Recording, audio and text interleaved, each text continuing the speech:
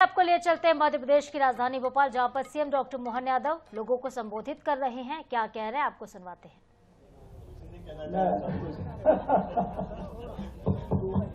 बोले भारत माता की, भारत माता की, धरती पुत्र किसान की, भगवान बलराम की। आज के इस कार्यक्रम में सरपंच संयुक्त मोर्चा सम्मेलन और कितना आपका और हमारा सबका सौभाग्य है। माननीय मंत्री प्रहलाद पटेल जी ने मेरे बोलने के पहले बहुत कुछ काम निपटा दिया। जोरदार अभिनंदन करें माननीय मंत्री जी का।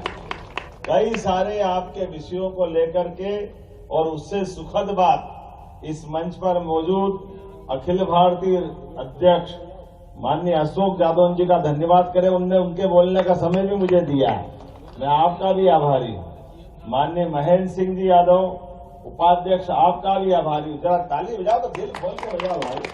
माननीय प्रहलाद जी भाई साहब के लिए एक बार जोरदार ताली बजाओ।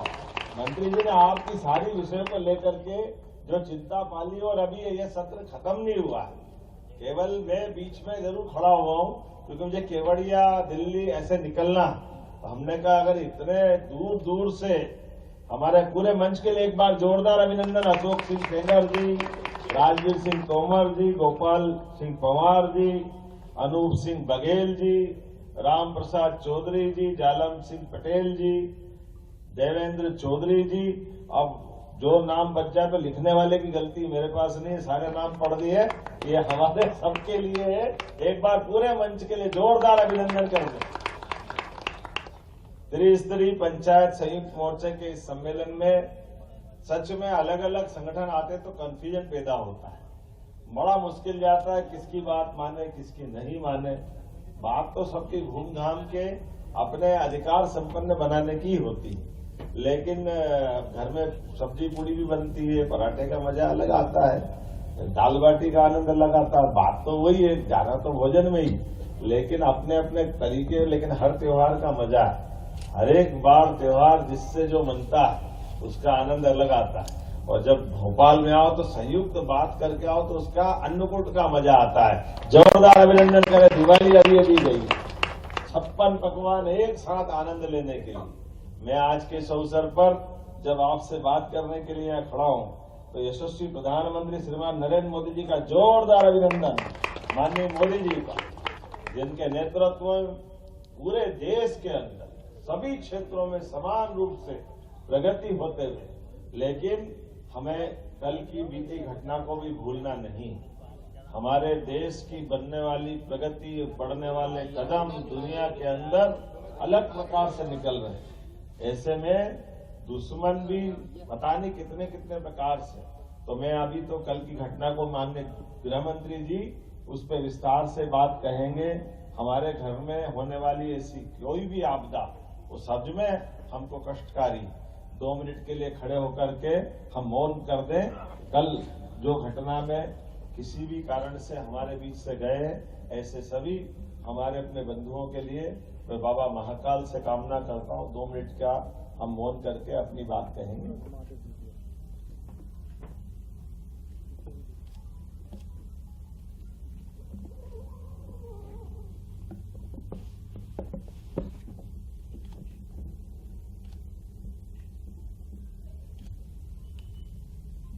ओम शांति।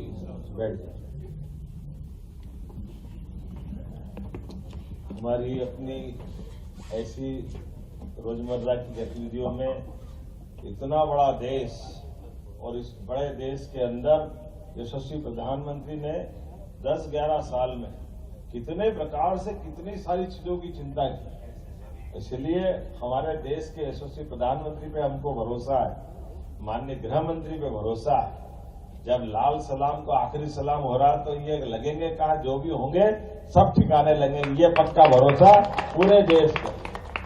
माननीय मंत्री जी बालाघाट से सांसद आते थे, ऐसी कई सारी घटनाओं का और कितने प्रकार के ऐसे व्यवस्थाओं के बीच अपनी हिम्मत से इन सारी बातों से बाहर आना पड़ता है। आज के इस अवसर पर चूंकि आपके राष्ट्रीय पदाधिकारी मौजूद है, प्रदेश के पदाधिकारी मौजूद है, और जो अभी विषय आए उन विषयों के लिए हमारी सरकार सदैव आपके साथ है, ये पक्का बोल सकता हूं, इसमें कोई शंका नहीं। जो हमारे बीच में तय होगा उस व्यवस्थाओं का परिपालन करने का काम ये सरकार के माध्यम से निश्चित रूप से होगा। और ये बात तो सही है कि जब सरपंच के सामने बैठेंगे तो सचिव, रोजगार सचिव, क्या रोजगार सहायक, ये सब चीजें तो आना ही चाहिए, इनके बिना बात थोड़ी बनती है। तो ये इस विषय को लेकर के भी विभाग गंभीर है। लेकिन ये भी बात सही, त्रिस्तरीय शासन प्रणाली में पंचायत के लिए सच में जो प्रधानमंत्री, मुख्यमंत्री ये हमको दिखते भले ही है, या आपकी नगर पालिका, नगर निगम, नगर पालिका, ये जो आपको पावर है वो पावर तो इतने बड़े बड़े पद वालों को भी नहीं। एक सरपंच जो पंचायत के लिए कर सकता है वो कोई नहीं कर सकता। जोरदार अभिनंदन अपने आप के लिए भी करें, क्योंकि पंचायत की नीचे तक की प्रणाली इतनी अच्छी है इस व्यवस्था के आधार पर। सच में कहा माननीय मंत्री जी ने कि एक पंचायत के सरपंच और पंचायत के दरमियान एक एक घर की गिनती आपके माध्यम से हो जाती, एक एक घर में होने वाली घटनाओं को लेकर आप अवगत रहते और भविष्य में आपको कहां ले जाना इसमें भी कोई शंका नहीं, वो सारी चीजें आपके सामने। ऐसे में सरकार की व्यवस्थाओं के बलबूते पर हमारा तो भौगोलिक रूप से इतना बड़ा प्रदेश, इतने बड़े प्रदेश में सच में बड़ी आबादी हमारी गांवों की पंचायतों में रहती, तो हमारे प्रदेश की अगर तस्दीर बदलना है, इसकी तकदीर बदलना है तो आपके बगैर संभव नहीं हो सकती है। ये पक्की बात है, ये आपके भरोसे से ही विकास का कारवां चल रहा है। इसलिए हमारी सभी योजनाओं के लिए आधार अगर हुए तो पंचायत। इसलिए आप बताइए, मुझे ट्राइबल के अभी कुछ भाई बहनों ने अपनी तरफ से बात कही तो हमने कहा कि आपकी बात का भी विचार करेंगे। पिछली बार आपके यहाँ 23, 24, 25 जुलाई को हमारा एक कार्यक्रम किया था जिसमें त्रिस्तरीय व्यवस्थाओं के लिए खासकर पंचायतों के अलग अलग श्रेणीवार लोगों को बिठाए थे। और इस साल भी ये हमारी 24, 25, 26 नवंबर को ये जो भोपाल में कॉन्फ्रेंस होने वाली उसमें बहुत सारे विषय आएंगे, लेकिन कुछ चीजें छोटी छोटी बातें, एक दो चीज मैं भी जोड़ना चाहूंगा। उदाहरण के लिए जैसे हमारा शहरीकरण बढ़ रहा है और शहरीकरण बढ़ने के कारण से पंचायत और पंचायत के पास में लगी नगरीय निकाय की कोई व्यवस्था है तो नगरीय निकाय और आपके बीच में कई बार ये टकराव आता है। जब नगर निगम, नगर पालिका, नगर परिषद होती तो उनके पास पार्षद भी होते हैं, सीओमओ भी होते हैं, बहुत सारी चीजें होती, लेकिन ठीक पास में पंचायत, अब पंचायत के पंचायत सचिव और सहायक सचिव, इससे बड़ा कोई होता नहीं। और वो टीएनसी, यूएनसी से लेकर बड़ी बड़ी अपनी कॉलोनी बनाने आते हैं, बहुत सारी चीजें होती।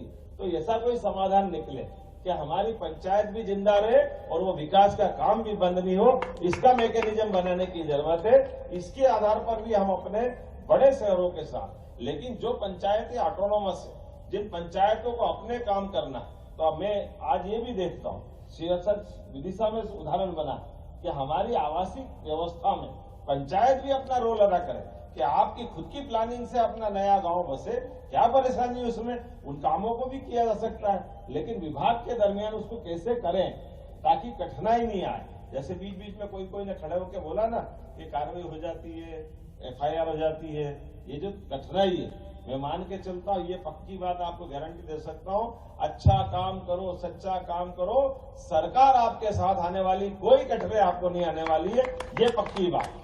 बस काम के करने का इंटेंशन दिख जाता है कि काम की आपकी करने की भावना अगर शुद्ध है तो उस भावना में तो परमात्मा आपके साथ, कोई दिक्कत नहीं। यशस्वी प्रधानमंत्री के नेतृत्व में जब हम अपने इस तरह की व्यवस्थाओं को लिए आगे बढ़ते हैं तो कई नए टारगेट आते हैं। जैसे अभी माननीय मंत्री जी ने सही कहा, 2472 अटल पंचायत भवन हमारे पास इन गांवों की व्यवस्थाओं के लिए आज की स्थिति में भी जो आंकड़े बताएं, 1037 सामुदायिक भवन, 106 जनपद पंचायत के भवन, 5 जिला पंचायत के भवन स्वीकृत की। जब स्वीकृत करो ताली वाली तो बजाओ भाई, आप ही के लिए तो कर रहे हैं।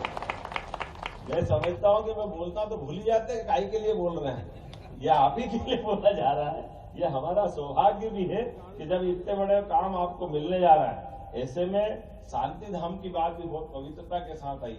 ये हमारे लिए 2026 का समय, सच में 27 में आपके चुनाव आ जाएंगे, सभी के चुनाव आने वाले, तो हमारे द्वारा ये मन का एक भाव भी रहता है हर एक गांव के अंदर।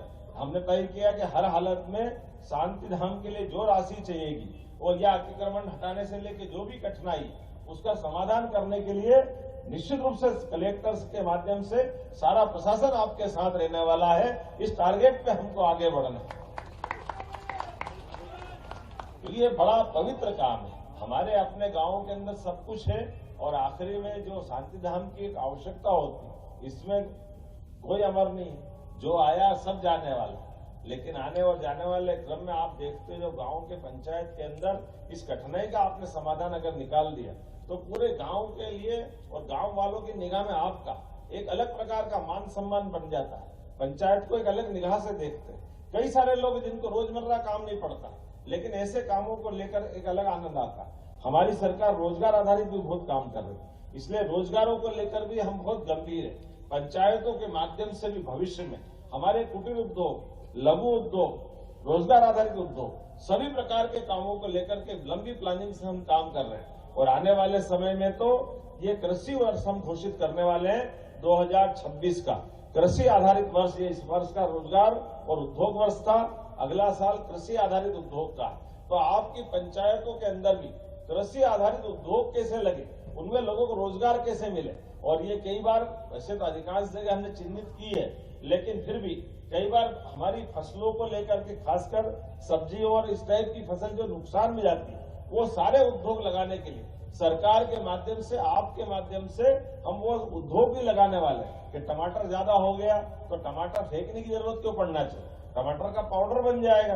प्याज, लहसुन, आलू, ऐसे कई प्रकार के अलग अलग फसलें हैं। तो सभी क्षेत्रों में जितना अच्छा हो सकता है सरकार के माध्यम से प्रत्येक क्षेत्र में आगे बढ़ रहे हैं। इसी प्रकार से स्कूल कॉलेज में नहीं, आप तो अंदाज लगा लो, हमारी सरकार बनने के बाद हमने मेडिकल कॉलेज भी बहुत तेज गति से खोले और एग्रीकल्चर कॉलेज भी बहुत तेज गति से खोले। विकास के लिए शिक्षा और चिकित्सा, इस दोनों तरह से। और शिक्षा भी कौन सी, हार्टिकल्चर, एग्रीकल्चर, फ्लोरिकल्चर, इसके माध्यम से रोजगार की बड़ी संभावना।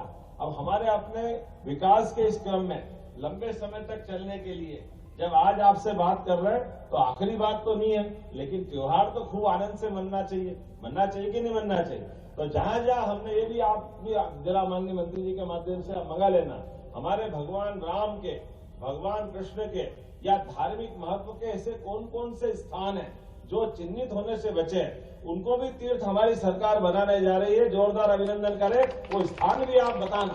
ऐसे प्रत्येक स्थान को हमने अपने राज्य की भौगोलिक सीमाओं के अंदर, भगवान राम अगर अयोध्या से चित्रकूट आए और चित्रकूट से बाद में आगे बढ़े तो किन किन मार्ग से आए और गए होंगे, प्रत्येक स्थान देवस्थान की तरह, वो तीर्थ की तरह विकसित होना चाहिए।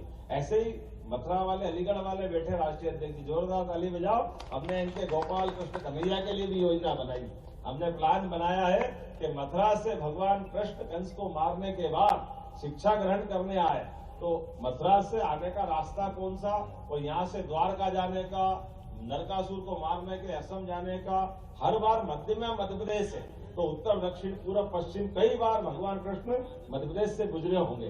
तो जिस जिस मार्ग से गुजरे और वहां की कोई लीलाएं जुड़ी है, प्रत्येक स्थान को तीर्थ बनाने का काम हमारी सरकार के माध्यम से होगा। मैं आप सबको बधाई देना चाहूंगा। इतना ही नहीं, पंचायतों के माध्यम से ग्रामीण स्तर पे भी गौशालाओं का, गोपालों का, दूध उत्पादन का एक बड़ा अभियान जब हम चलाने वाले हैं। तो दूध उत्पादन अभी जो 9% है उसको 20% तक ले जाने वाले हैं। इसलिए अलग से जितने प्रकार से हो सकते सारे सब विकास के मामले में पंचायत केवल हमारे अपने उन कामों को तो करे ही जो उसके पास है, लेकिन वो शिक्षा में, चिकित्सा में, उद्योग में, रोजगार में, सभी प्रकार के विकासों में उनकी भूमिका हो। ऐसे कई काम करने के लिए आपको मैं जोड़ रहा हूं। लेकिन 25 लाख तक के काम तो आपको जो मिले, पहले इसका अभिनंदन कर दे। नगर निगम के बाद नगर निगम ने भी मेरे को लगता नहीं कि इतना पावर दिया, लेकिन ये हमारा विभाग का एकदम जेट गति से चलने वाला निर्णय। जोरदार अभिनंदन करें।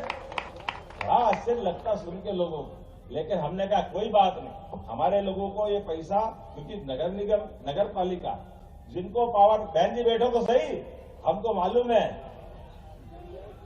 क्या है।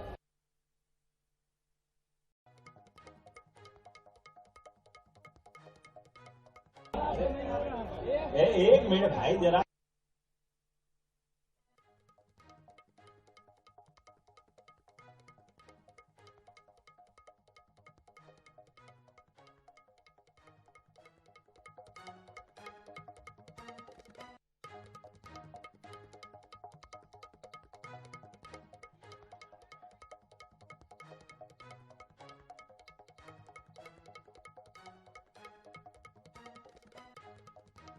तो जम्बूरी मैदान में महासरपंच का एक कार्यक्रम आयोजित किया गया था जिसमें सीएम को आप सुन रहे थे।